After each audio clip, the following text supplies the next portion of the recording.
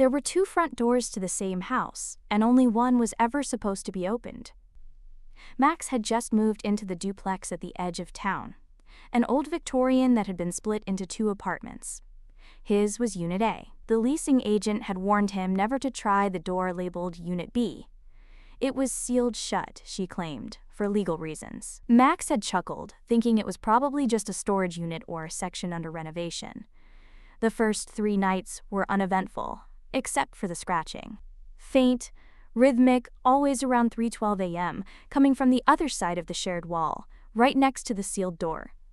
On the 4th night, Max had enough. He pressed his ear against the thin drywall and froze. Breathing, not soft or distant, right behind the wall, close, wet, panicked, like someone hyperventilating into the plaster. He stumbled back, heart pounding, and dialed the landlord. No answer. Just before bed, he checked the sealed door again, still locked, dusty, undisturbed. But there were fresh fingerprints on the knob, small, like a child's. That night, the scratching returned, but this time it didn't stop at the wall. It moved, from the wall to the floor under his bed. Max dared not move.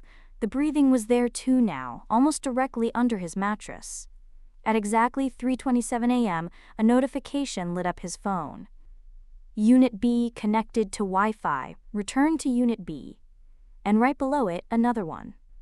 New device connected, Max's phone, clone. When he opened the Wi-Fi settings, there were 2 networks, both named after his own address. Max stared at the screen. One Wi-Fi was named 303 Willow Street, Unit A, the one he'd used since move-in. The other, new one had just appeared, 303 Willow Street, Unit B. Both had full signal. Both were secured, but the second one had no password prompt. Out of morbid curiosity, Max tapped it. Instant connection.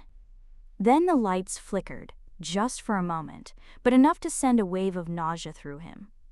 All the LED bulbs in his unit dimmed to a pulsing red hue. Not quite off, not quite on. His phone screen changed. Not just the wallpaper, the apps were different. Messages, photos. He tapped photos. It opened to an album titled Inside B. He scrolled. The first photo, a grainy image of his own bedroom, from under the bed. The second, him brushing his teeth, except there was something in the mirror behind him. A pale, gloved hand resting lightly on his shoulder, though he remembered being alone. The third, a screenshot of an app, a map. But the dot wasn't on his street. It was beneath it. At that moment, his apartment door, the sealed one to Unit B, creaked. Not loud. Just enough to open 2 inches. And from within came a soft whisper like wind through dead leaves. "You logged in." The breathing returned. But this time, it wasn't distant. It was in his ear. He spun, heart thudding, phone slipping from his hand. The screen cracked on impact. A notification still glowed. "Unit B is syncing with your memories." Then the screen flickered off. The power died. In the darkness, the sealed door slowly opened on its own. The door opened just a crack, but something from the other side was already in the room. Max stood frozen. The sealed door, Unit B, now stood open 4 inches. That's all it took to let the cold spill through, coating the floor like fog. His phone was dead. The lights were dead. The air was wrong, thicker, like breathing underwater. He backed away slowly, but every movement felt mirrored. A step back, something took a step forward from the dark behind the door. He couldn't see it, but he knew it was there. Max reached for the nearest drawer, grabbing the flashlight he kept by instinct. Click. Light pierced the darkness and caught the edge of a mirror. Not a wall, not a hallway. A full-length mirror was standing upright, just inside Unit B. But it wasn't reflecting the hallway. It was showing his own room, except he wasn't in it. Someone else was. Same build, same pajamas, same face. Only the eyes were wrong, wide, frozen open, and entirely black.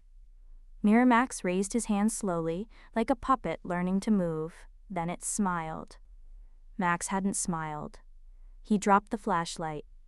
Darkness again. Footsteps ran past him, fast. Too fast for human feet. He turned, but saw only motion. A blur, something dragging along the walls, tapping the ceiling, crawling. Then a knock, not on the front door, on the inside of his closet. He turned toward it. Another knock. He took a breath, hand shaking, and opened the closet door. Empty. Except for a note pinned to the wall with a rusty nail. Return to Unit B and bring back what you took. He didn't take anything. Or so he thought, until he turned around and saw the mirror now standing in his own room, exactly where his bookshelf had been. Only now the bookshelf was missing. And inside the mirror, the black-eyed version of him was watching from behind it, closer, smiling wider, and holding a flashlight. He blinked once, and his reflection didn't.